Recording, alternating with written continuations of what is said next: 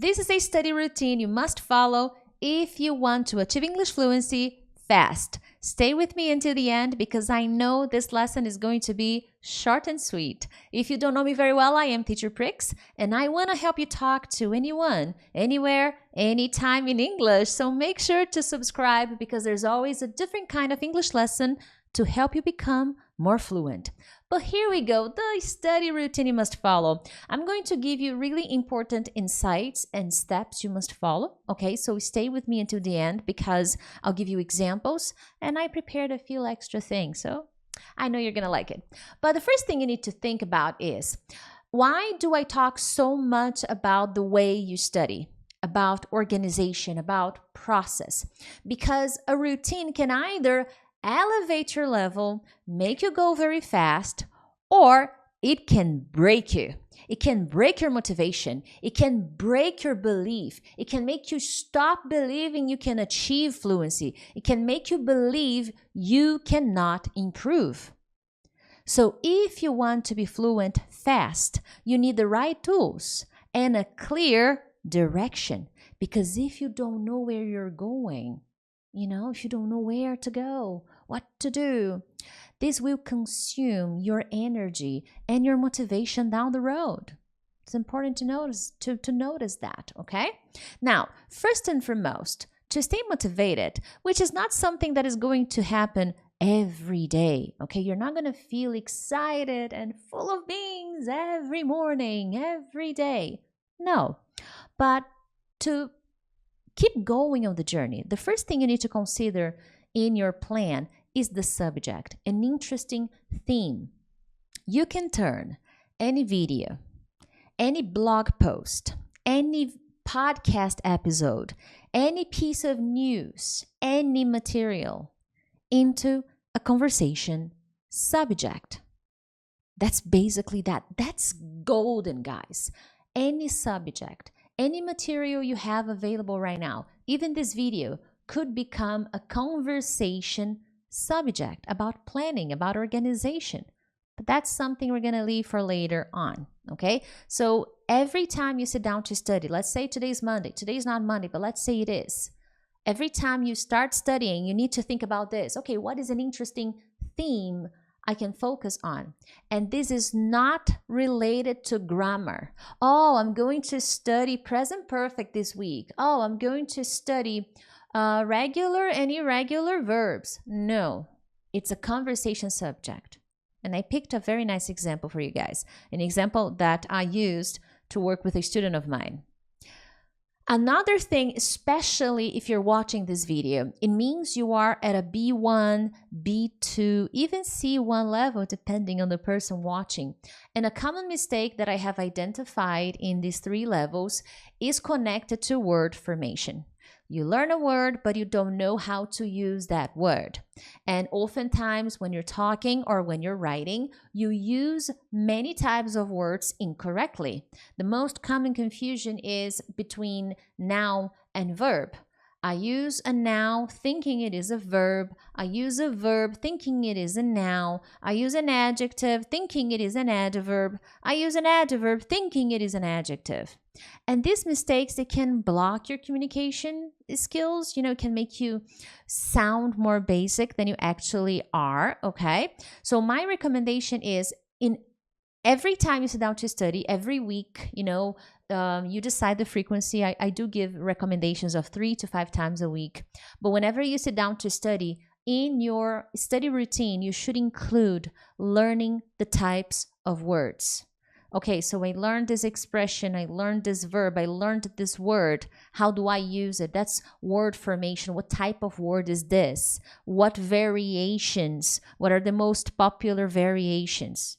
And your vocabulary work, following the idea from this video, will be done based on the materials you're going to use during that time, during that week.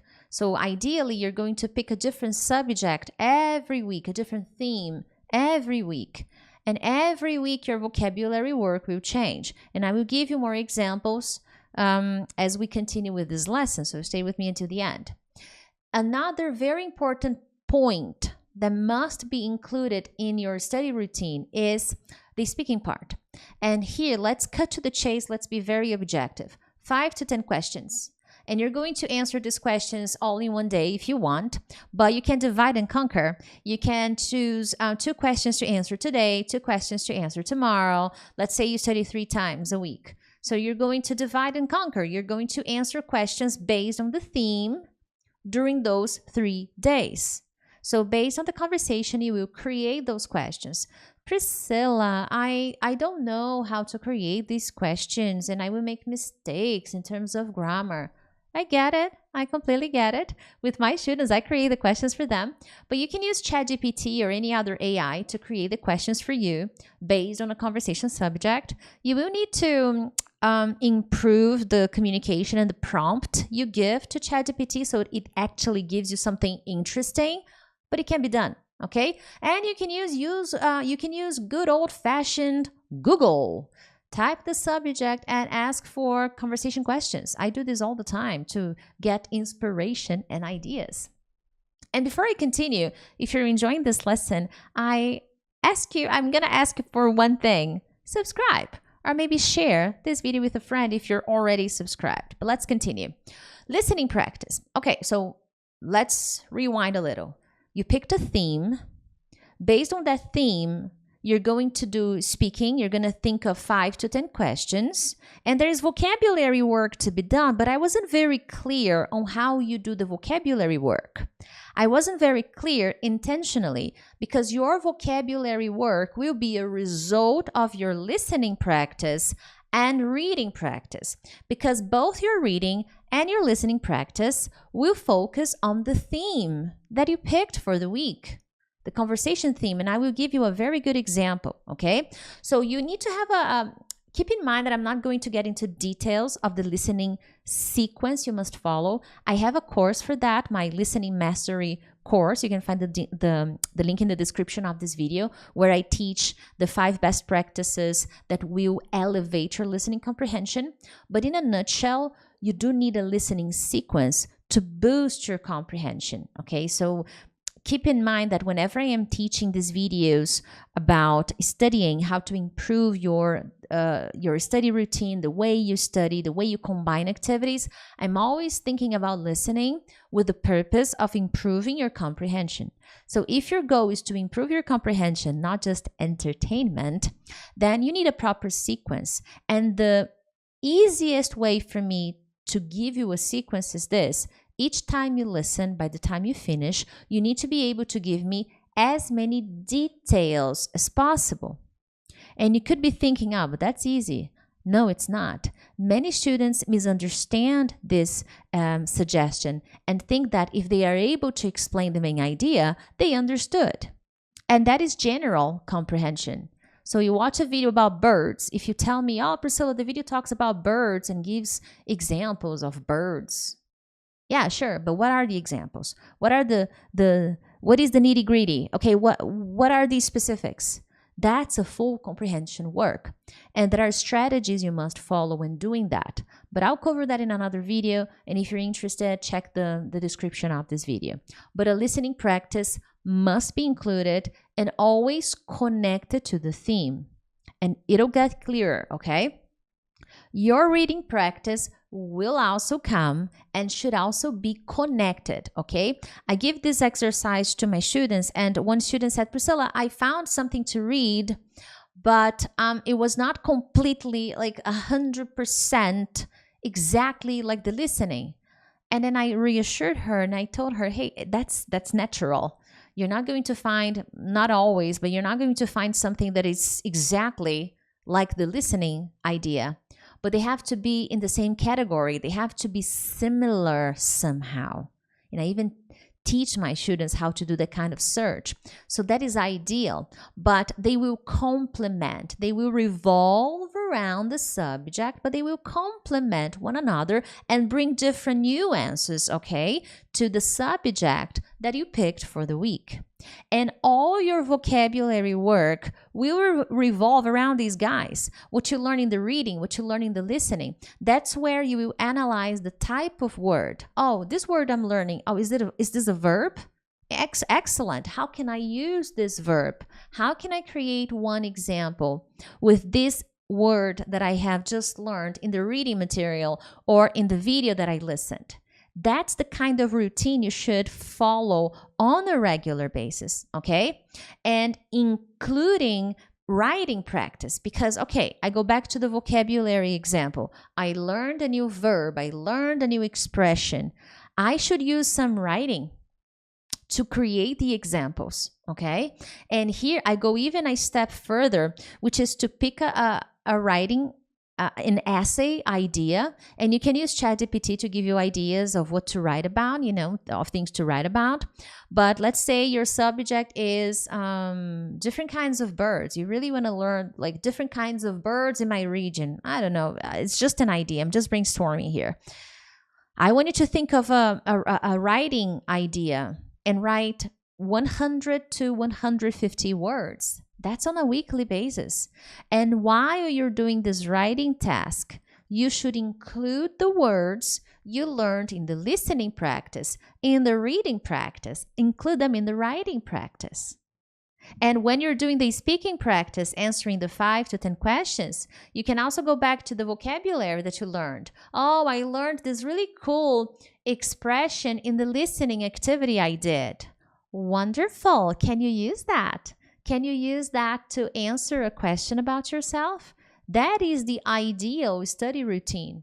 Okay, that's what I teach in my study plan, which is something I'm going to suggest getting at the end of this lesson. I'm even suggesting right now, it's in the description of this video. It's a very small fee.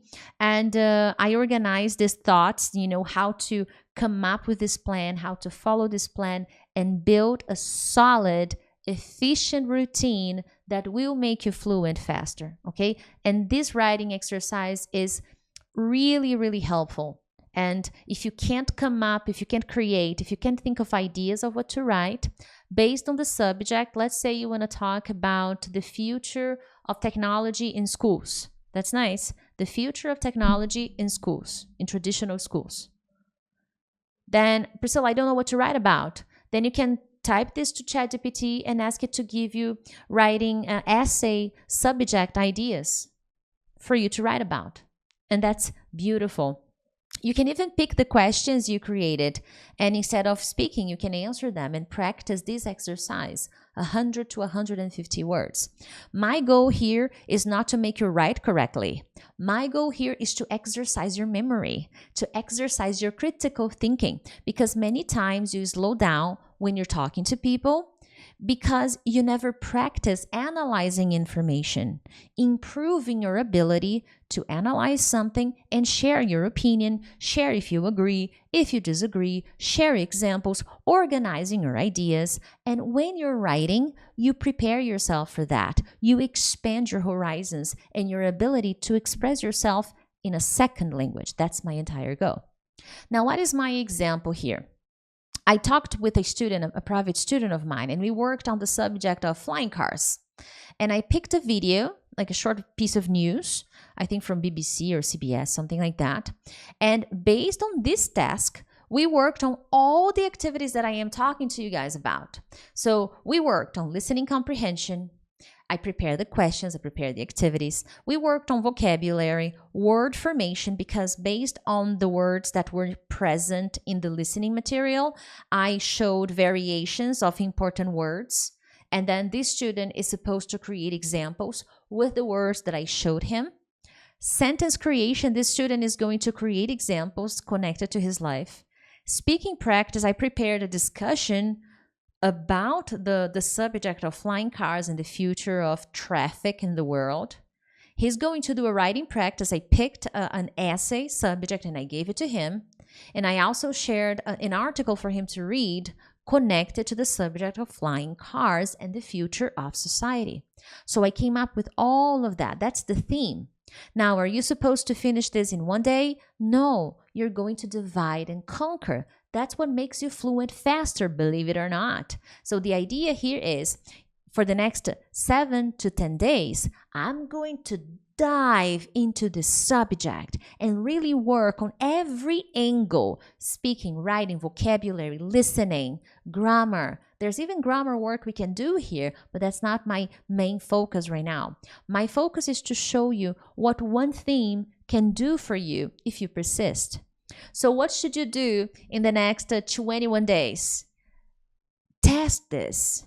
Implement this kind of routine that I am suggesting.